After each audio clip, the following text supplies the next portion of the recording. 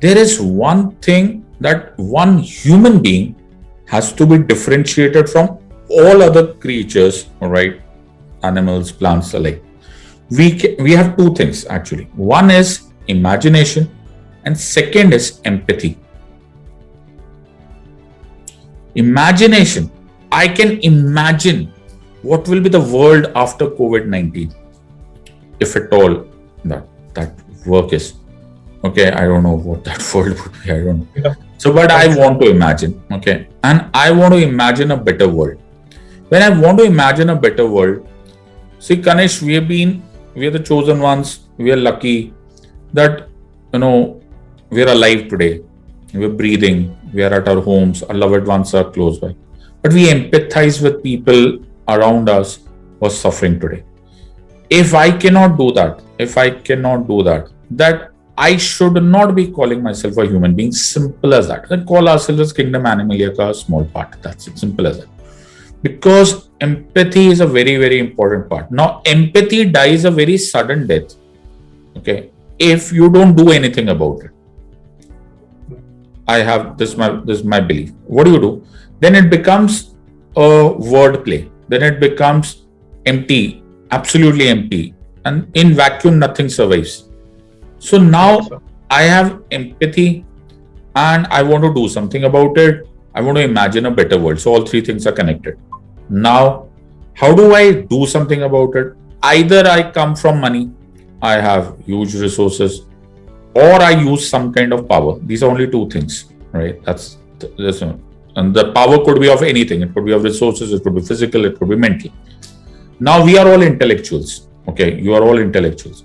What better way of being able to provide some kind of kinetic energy to this empathy if by merely, I'm not saying merely in the wrong sense, but by passing an exam, okay, you come and place yourself or locate yourself in a place where whatever comes to your heart in the form of empathy, you're actually able to manifest into reality.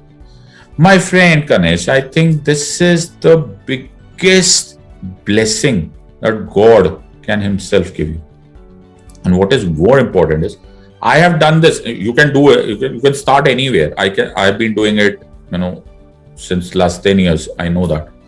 But why wait for my age? Okay.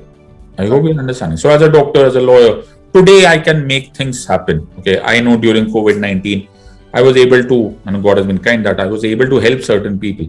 But somebody at your age group, 23, 24, you young guys, okay, you have the entire career of the next 35 years or whatever, left to you can change lives accordingly.